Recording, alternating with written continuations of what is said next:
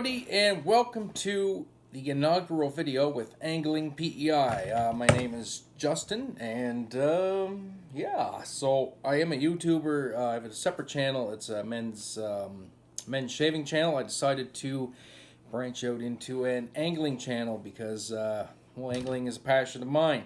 So I know for many of you guys that see this first video, you follow me on the other channel, and you well know that I have some vision issues. For people that may happen upon this, I am visually impaired, and I'm getting back into fishing. Took a year off last year as kind of had all the eye problems going on, but this year things kind of stabilized, and I really wanted to get back into fishing. So from my other channel, when I do a video outside of my den, always at the coffee. So for this, these segments, I think we're going to call them the tackle box. So, the cup of coffee. And that should be a dead giveaway right there of where I am located. So yes, I'm located in PEI, as you see from the title. That is Prince Edward Island, Canada. An island situated off the Gulf of St. Lawrence in the east coast of Canada. Alright, so for this first video of the tackle box, take a quick look at the gear I will be using this year, and the gear my kids will be using. So, first up, we have a little, I'm not even sure how long this rod is. I'm guessing this is about a 5-foot Shakespeare with a old Zebco spinning reel on it with, what do I have on this? I have 10-pound test, just monofilament. So this will be the rod for my youngest son. He's 11. And cool little story about this rod. My grandfather gave this to me when I was younger, and I managed to catch a fish out back of his property in a little stream in about that much water, 5-6 inches of water. And I guess I was being a bit of a turd, and they sent me out to go fishing, and this is what I came up with. Or this is what I used to catch the fish, I should say. And so I used this rod for quite a few years. I bought this reel myself, put it on there, and then subsequently lost this at my father-in-law's in his basement. And then when we got cleaning out the basement when he moved, lo and behold, we found the rod. So I'm going to pass that on to my youngest son. So he will be using that this year, and hopefully it will bring him some fish. Alright, so next up is my old rod. I used this probably for 3 or 4 years. Just got to get everything untangled here. Try to get everything untangled. Alright, so this is a big Storm Thunderstick. I think this is a 6-foot rod, I do believe. One kind of nice thing about it, if I can get the tip in here. I'm sitting down, so it's kind of hard to do this. It has a fluorescent yellow at the tip.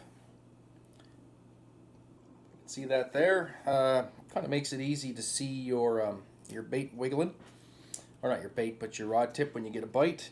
I have an Garcia Cardinal reel on this.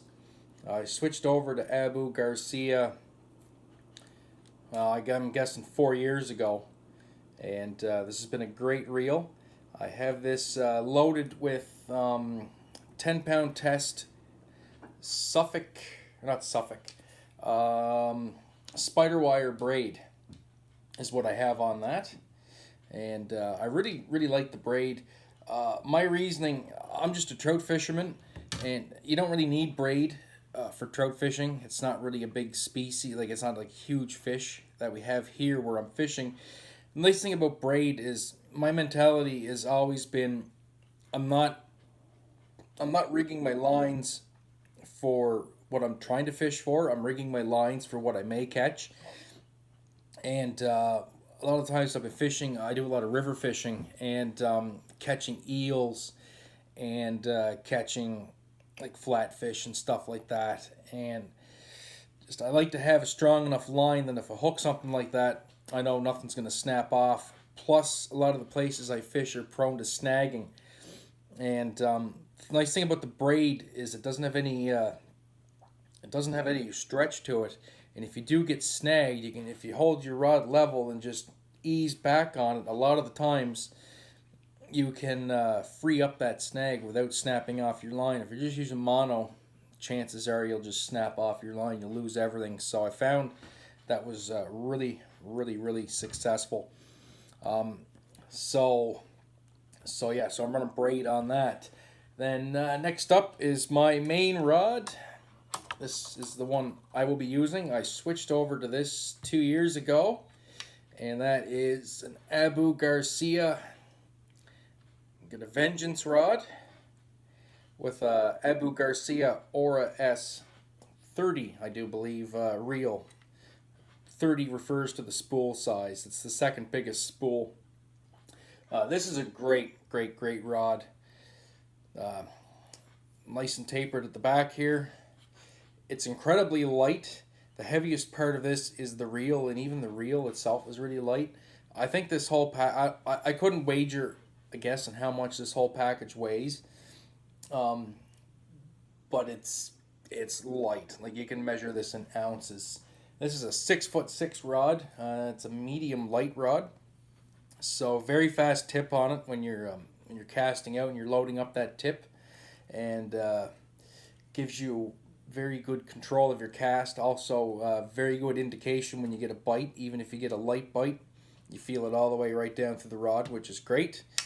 All these rods are rigged the same. If I can get this in here. So I have an inline hollow egg sinker terminating in a snap swivel. So in a subsequent video next week, I'll go through the hooks I use and the bait I'm going to be using, and I'll show you why I use the snap swivels. I've been using them for years. I just find it easier, and I don't like having hooks on anything when the rods are at home.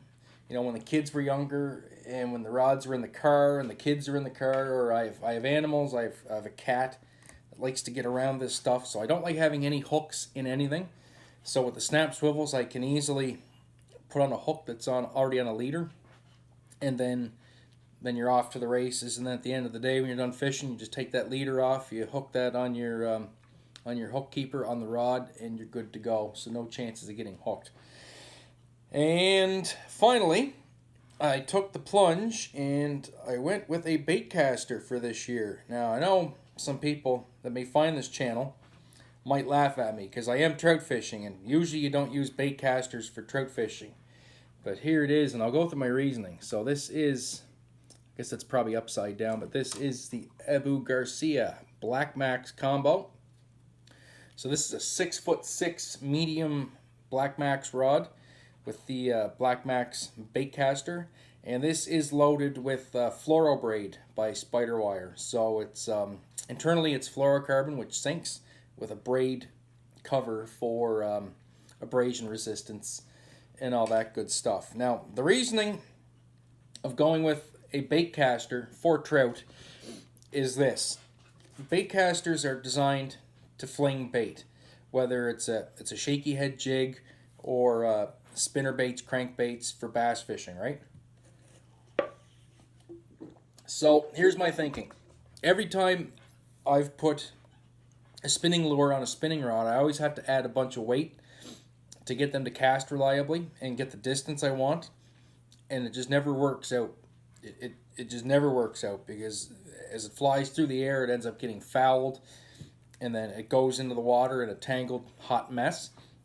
So the nice thing with the baitcaster, now I haven't tried this yet, so I could be wrong, because the trout spoons are quite light. But the thing about the baitcaster is you have your spool tensioner right here, and then on this side you have your magnetic brakes. So the idea with a baitcaster is you get the reel set for each lure that you're using till it just drops, and then no more line comes off the reel. So the spools are super light too. So I'm thinking, as long as there's weight to that bait, and of course there's weight because we live in a gravity environment, I should be able to fine tune that to throw even the lightest trout spoon or lightest spinning lure that I have. And this has a really fast tip on it, so as soon as you load that and snap it forward and cast it, it should fling that. So that's why I went with the baitcaster. It's a different type of fishing. It's cast and retrieve, cast and retrieve. With a spinning set up, a lot of times you're going to cast and wait and wait and wait and wait. So this would be a good rod for targeting fish. You know, if they're jumping and popping and you can see where they're jumping, throw a spinning lure on there, target where they're at, fling it, retrieve it, and see what happens. So that's what I went with. I've always wanted one. And on the flip side, we do have striped bass here on the island, and it's becoming quite a big fishery. So I may look at getting into the striped bass fishing. So this one is terminated in a snap swivel as well, and I can just attach a spinning lure right to that. The snap swivel will help take care of line twist. Should keep that running straight and true.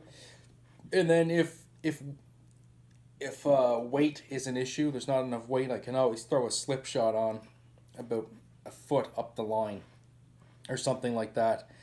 So anyway, so that's the lineup for this year. So I mentioned to Johan Grantham about the Swedish connection. So I'm sure, Johan, you know, and Maddie Lindholm, I'm sure you guys know as well that Abu Garcia is made in Sweden. That's where their headquarters are. So that's the Swedish connection. They have a great history there. For me personally, the Abu products have been great. I was almost tempted to buy a Black Max spinning reel the other day to match my new Black Max on this rod, but the Orra S, the colors are pretty much the same too, and I didn't really want to spend an extra $50 I didn't need to spend. But anyway, guys, that is the video for today. Just a quick rambling rundown of the gear. Hopefully you guys enjoy this, and that's it. So I will leave you with that, and please stay tuned. Again, next weekend we will do a video on baits and hooks. So that's it for this edition of the Tackle Box. I appreciate it. Tight lines, everybody, and we'll catch you later. Bye.